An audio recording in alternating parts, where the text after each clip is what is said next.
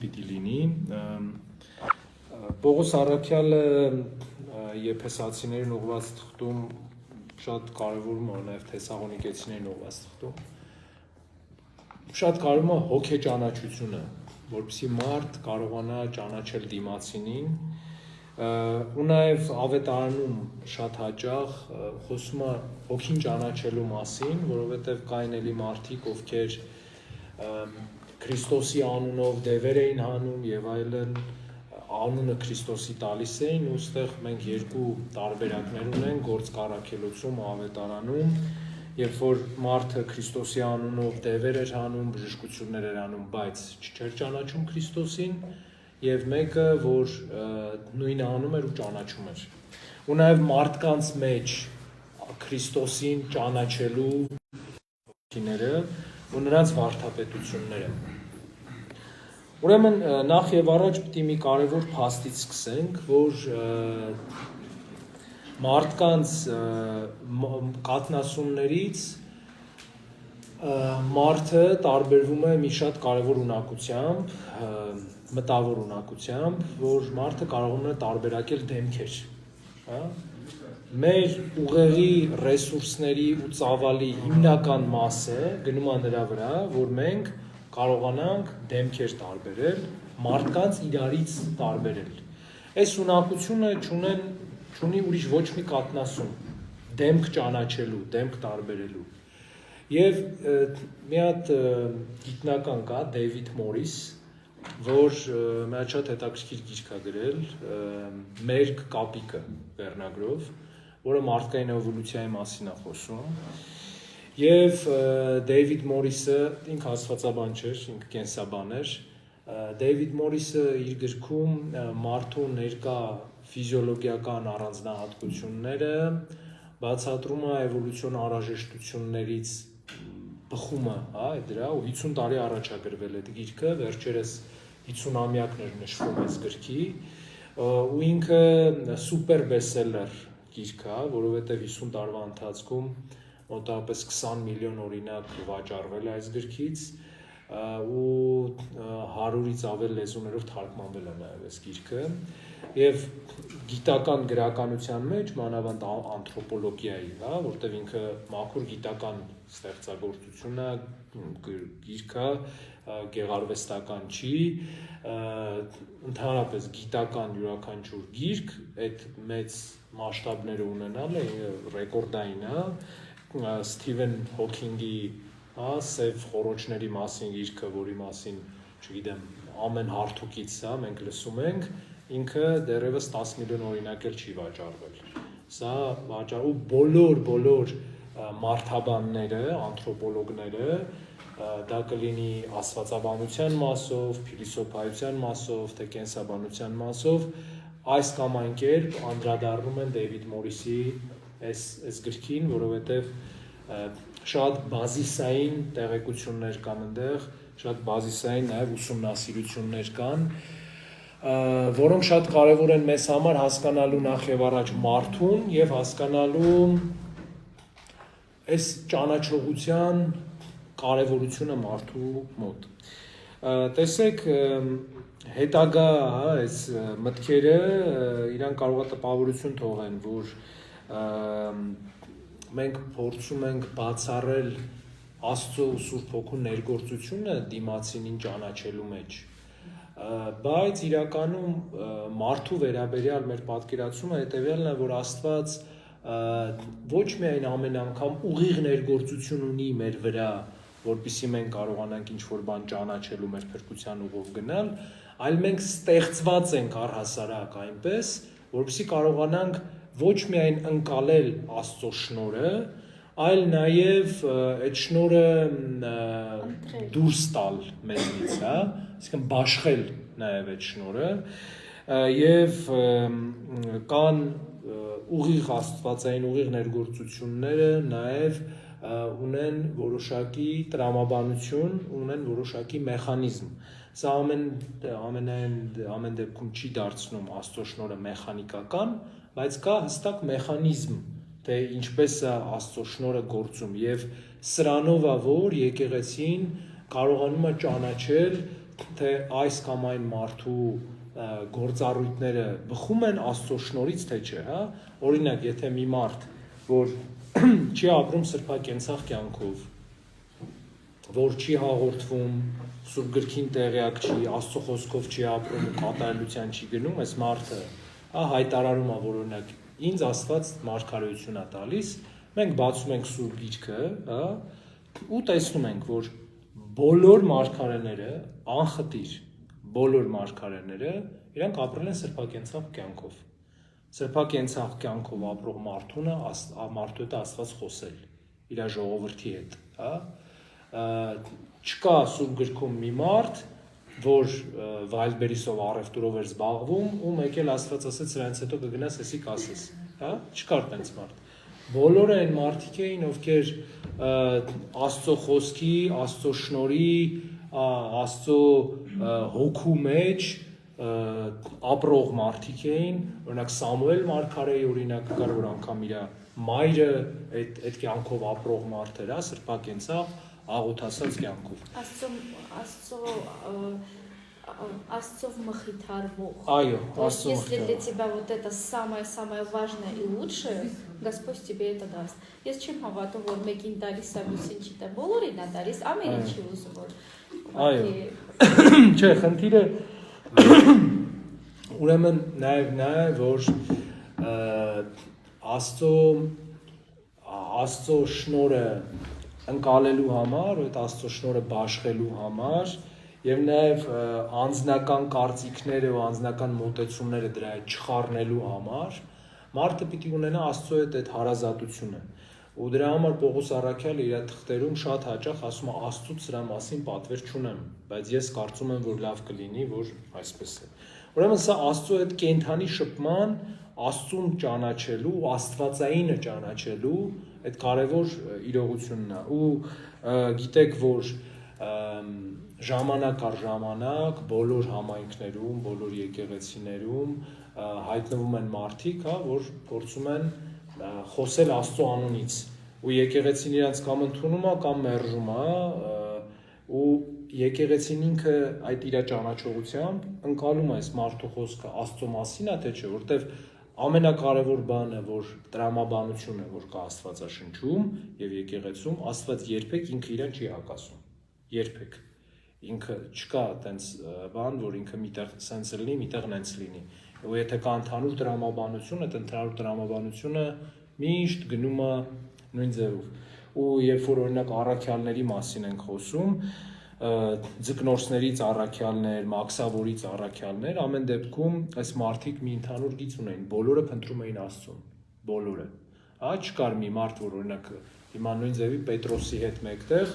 էլի հազարավոր ձկնորսներ կային, որ էլի ձկնորսությամբ էին զբաղվում, բայց Քրիստոս իրանց ընտրեց հենց, ու ինչի ընտրեց, որովհետև բացի նրանից, որ իրանք ձկնորսն էին, իրանք նաև ճշմարտություն փնտրող մարդիկ էին։ Եվ ուրեմն սա էլի կարևոր տրամաբանության կետն է, որ կա։ Հա, ուրեմն հետ գալով, հա, մեր կենսաբանական առանձնահատկություններին, ուրեմն մարդիկ ճանաչում են միմյանց դեմքերը եւ ըստ էության մեր աչքերի ձևը, աչքերի ցանցաթաղանթը, աչքի միջով լույսը ընկալելու նաեւ ունակությունն ու հնարավորությունը շատ հարմարեցված է նրա համար, որպեսզի մենք կարողանանք դիմացի մարդու դեմքը, իր դիմագծերը տեսնել, ու երբ որ մարդը ուղղահայաց է, կանգնած մարդու արևի ճառագայթների նաև ներազդեցությամբ իր դիմագծերի խորությունները եւ այլն տեսնելու ու ինչն ենք մենք բացի դեմքերը ճանաչելուց, ինչն ենք կարողանում նաև ճանաչել էմոցիաները, հա, մարդու։ Մենք մարդու դեմքից կարողանում ենք հասկանալ մոտավորապես ինքը ինչ էմոցիա է զգում իր մեջ։ Եվ այս էմոցիայի ճանաչողությունը ինքը արդեն բուն ֆիզիոլոգիական, տեսեք, կենսաբանությունը հակված է մտածել սենց, յուրաքանչյուր էվոլյուցիա մարդու մարմնի ունի երկու կարևոր անհրաժեշտություն։ Մեկը բազմացումն է, մյուսը գոյության պաշտպանումը, հա։ Գոյության պաշտպանման մեջ մտնում է սնունդ հայթայթելը եւ այլն, հա։ Մյուսը նաև բազմացումն է։ Օրինակ Դեյվիդ Մորիսը ասում է, որ կանանց շուրթերի ձևը, մարմնի կառուցվածքը, դրանք էվոլյուցիայի ընթացքում սերնդագործությունը ապահովելու էվոլյուցիոն մեխանիզմներ են եղել, որովհետև պրակտիկ որևէ նշանակություն իրենք չունեն, հա, օրինակ չգիտեմ, շուրթերը, հա, որ արտահայտված են եւ այլն, սրանք էվոլյուցիոն որևէ նշանակություն չունեն, այլ զարգացել են հենց սրա համար։ Բայց էմոցիաները տարբերելու մարդու ունակությունը մարդուն տալիս է հնարավորություն մտածելու մարդու ներաշխարհի մասին, թե ինչ է իր հետ կատարվում ներսում, եւ քննելու մարդու կյանքը ոչ միայն ֆիզիոլոգիական տեսակետից, այլ նաեւ հոգեվոր տեսակետից։ Ու ինչն է խնդիրը, որ վաղ մարդկային, հա, պատերի որմնանկարներում եւ այլն, մարդու ու գեր մարդկայինի շփումը սկսել է անցալվել այս պարզ պրիմիտիվ մակարդակում որպես զգացողություններ։ Եվ այս զգացողությունները իրանք մարդուն տալիս են մի տեսակ ինքնախաբեության զգացում, որովհետև այդ ինքնախաբեության մեջ մարդը մտածում է, որ այն ինչ ես զգում եմ, դա ճշմարտությունն է։ Եվ բոլոր մարդիկ, ովքեր նոր են դառնում քրիստոնեությանը, իրենց զգացողությունները համարում են որպես ճշմարտության ինդիկատորներ, հա, մտածում են, որ ես զգացի, ուրեմն ճիշտ է, ես չզգացի, ուրեմն ճիշտ չի։ Աղոթքի մեջ էլ մարդիկ ոչ թե Աստծուն են փնտրում, ճշմարտություն են փնտրում, այլ փնտրում են զգացողություններ, ընդհանրապես զգացողություններ։ Եվ սրան նաև նպաստում է աշխարհի, հա, աշխարհիկ քարոզչությունը, որովհետև տեսեք, աշխարհիկ բոլոր միջավայրերում, բոլոր կազմակերպություններում ինչ են առաջարկում մարդկանց՝ զուտ զգացողություններ, զուտ։ Անկամ գովազդները եւ այլն, հա, չգիտեմ, խմիչ, ֆանտա, զգա, բան, թարմություն եւ այլն, ասենց չէ, այսինքն ամեն ինչը ասենց զգացողությունների, նաեւ իհարկե օրինակ ծխախոտի որոշ գովազդներ իրանք ուղիղ բերում են մարդուն, չգիտեմ, իր սեռական ֆանտազիաների եւ այլն մեջ, օրինակ Մալբորոյի, հա, ամբողջ այդ գովազդային արշավը հիմնված է մարդու սեռականության, այդ զգացողության արթնացման վրա։ Մեր հայկական միջավայրում էլ օրինակ հիմա այդ կազմակերպությունը էլ չկա, կարամ ասեմ Beeline, հա, կազմակերպությունը օրինակ ուներ գովազդներ, որոնք հստակ շեշտադրում է ասել, որ մարդու սեռական պոտենցիալը, այսպես ասած, վերհանելու։ Եվ ուրեմն մարդիկ աշխարհի այս տրամաբանությամբ մոտենում են նաև քրիստոնեությանը եւ աղոթքին եւ իրենց կյանքին ընդհանրապես ու սկսում են փնտրել ոչ թե ճշմարիտ ճանաչողությունը, Աստված ճանաչողությունը, այլ փնտրում են զգացմունքներ, զգացողություններ եւ դիմացի մարդկանց մեջ էլ են փորձում փնտրել միայն զգացողություններ ու չափել այդ մարդկանց զգացողությամբ։ Ու այստեղ մեծ հակասություն է առաջանում ընդհանրապես քրիստոնեական կյանքի, քրիստոնեական կենցաղավարության եւ այս մոտեցման մեջ, որովհետեւ տեսեք երբեք ու երբեք ավետարանում դուք չեք հանդիպի տեղեր, որտեղ մարդուն մի բան ներվում կամ շնորհվում է զուտ իր զգալու համար, հա,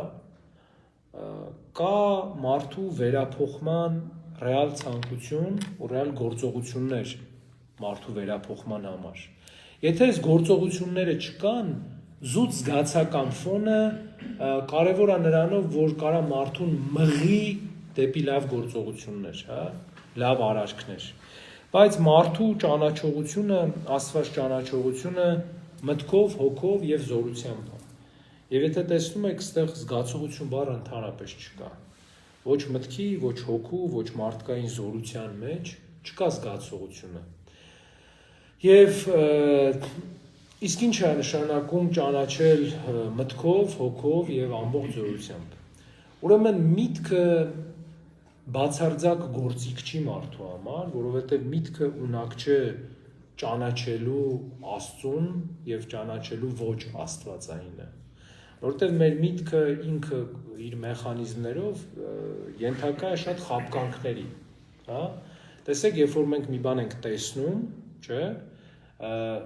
մեր գիտակցելու համար մեր տեսածը մեզ պետքա ուղեղ, որ կարա վերլուծի այդ ամեն ինչը։ Բայց մենք միևնույն ժամանակ շատ տեսողական խաբկանքներ ենք ունենում, միևնույն ժամանակ։ Եվ սա նշանակում է, որ այն ինչ մենք տեսնում ենք, ըստ էության ոչ թե նա ինչ որ կա, այլ այն է, ինչ մեր միտքը կառուցում է մեր փոխարեն, հա։ Որովհետև տեսեք իրականում հիմա այս բաժակը, չէ՞, մենք տեսնում ենք բաժակ, ինչ որ հստակ ձևով, ինչ որ խտությամբ եւ այլն, բայց իրականում այս բաժակը բաղկացած է մոլեկուլներից, մոլեկուլները ատոմներից, ատոմը միջուկից, միջուկը իր կողքը պատտվող տարրերից եւ միջուկի ներսում կվարկներն են, ատոմից ավելի փոքր, հա, մասնիկները, իսկ կվարկերի ներսում ոչ մի բան, դատարկություն ամբողջությամբ։ Եվ ըստ էության այս ոչնչից է, որ ամեն ինչ կազմված է, հա, ու մենք էլ ենք ոչնչից կազմված։ Ամբողջ արարչությունը, ինչ մենք տեսնում ենք, ներսում ունի կվարկներ, որոնք կազմված են բառացի ոչնչից, դատարկությունից, ոչ մի բանից, ու ֆիզիկայում օրինակ լրիվ զրո արժեք չկա,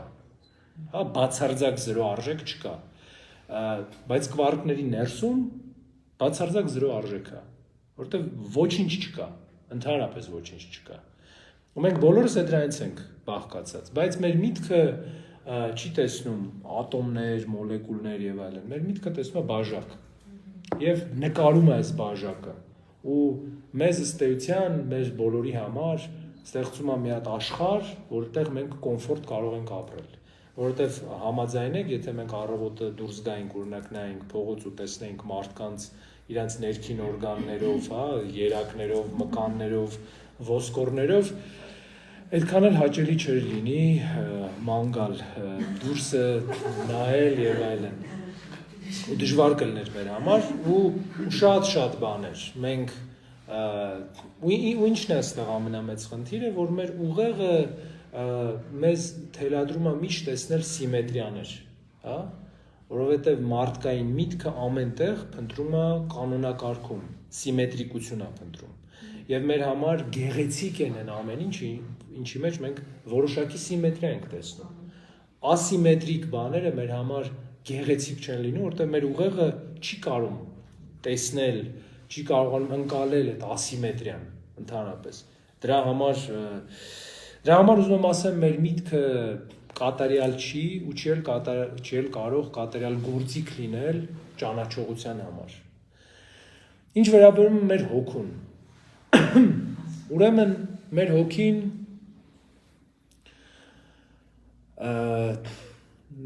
կատարյալ չի։ Ու ինչի կատարյալ չի մեր հոգին, որովհետև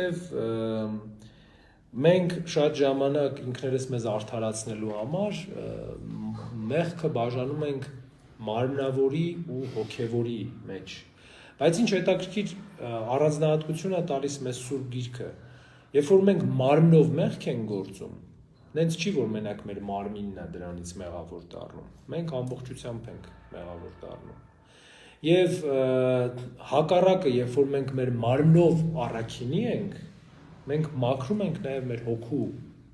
մեղքը, որովհետև մարմինը ինքը իրանով գործել չի կարող,